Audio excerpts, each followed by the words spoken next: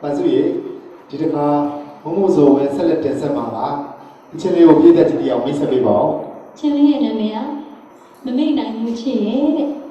မမေ့နိုင်ဘူးချစ်ရဲ့ဟုတ်တယ်ဒါလူတိုင်းလည်းမပဲချစ်ကိုမေ့နိုင်ပါဘူးနော်ပါစုပါဘော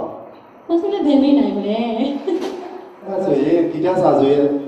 ဒီလေးကိုလည်းပြည့်တဲ့ကြည့်အောင်ပေါ်ပြပေးပါဦးဒီလိုအလူနာလေးကိုရေးဆက်ပေးတဲ့တေးဆရာတော့တေးလေးထူးဖြစ်ပါလေရှင်